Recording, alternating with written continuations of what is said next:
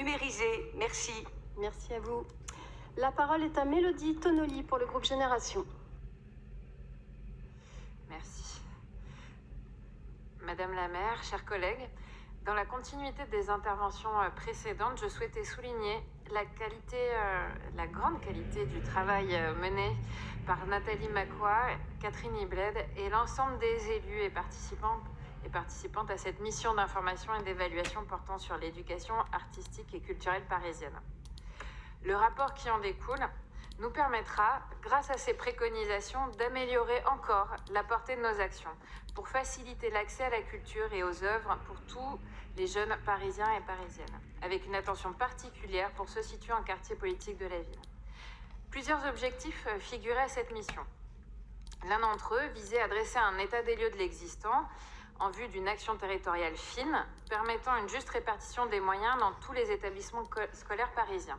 Et c'est sur celui-ci que je souhaitais appuyer particulièrement. Plusieurs points ont été soulevés sur cette question, notamment la nécessité d'améliorer la concertation et la coordination des différentes parties prenantes, à tous les échelons, dont celui de l'arrondissement. En effet, les projets d'EAC sont très fréquemment issus de l'échelon de proximité. Ils découlent d'une rencontre, d'une construction entre enseignants, enseignantes et structures culturelles, accompagnées par les mairies d'arrondissement, au plus près des besoins et des spécificités que nous avons au cœur de chacun de nos arrondissements et de nos territoires.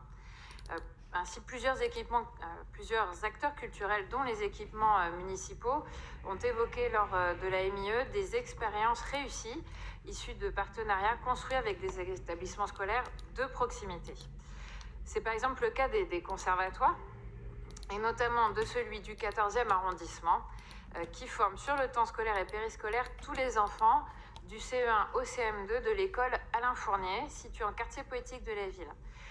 Et ce projet a créé un vrai modèle pédagogique innovant, adapté au territoire et à ses publics. C'est un projet que nous avons lancé en 2019 avec la maire du 14e, accompagnée évidemment par la ville de Paris et le rectorat. Et avec ce projet, chaque génération de CE1 a démarré un cycle de 4 ans d'apprentissage dans un domaine artistique, musique, ensuite danse, chant, et à la rentrée prochaine, ce sera le théâtre. Ces élèves ont 3 à 5 heures de cours au conservatoire par semaine. Ces classes orchestres, au-delà de permettre à des publics éloignés d'accéder à l'enseignement du conservatoire, donnent lieu aussi à des restitutions avec les familles et à de nombreux échanges entre le conservatoire et l'école. Et c'est extrêmement riche.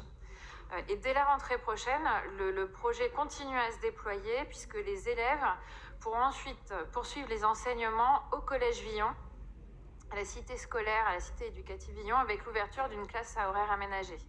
Ce projet montre comment, lorsqu'on tisse à l'échelle d'un quartier, un projet artistique avec l'ensemble des parties prenantes, on rencontre une grande adhésion auprès des enfants, des parents et de l'ensemble des équipes pédagogiques. Ce niveau local et la proximité comme point de départ de l'EAC, en cohérence évidemment avec les politiques parisiennes, montrent ainsi toute sa pertinence.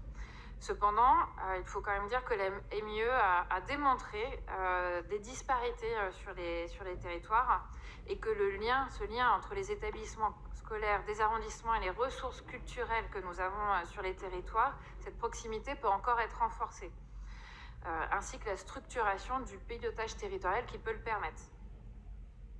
Pour mettre en place cette coordination et garantir aussi une égalité d'accès à l'EAC, en systématisant l'inscription des projets dans le temps scolaire ou périscolaire, le rapport de la MIE nous propose, en cohérence avec la territorialisation en cours, de mettre en place, par exemple, des référents EAC à l'échelle des arrondissements.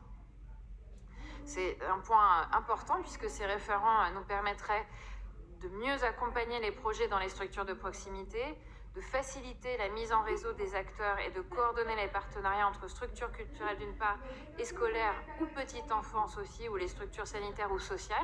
N'oublions pas qu'il y a d'autres structures qui peuvent rentrer dans ce parcours. Offrir ces référents nous permettra aussi d'offrir une vision globale sur les leviers d'accompagnement, d'appel à projets, de sources potentielles de financement des projets d'EAC sur le territoire, parce que ça nous prend aussi un certain temps et c'est normal.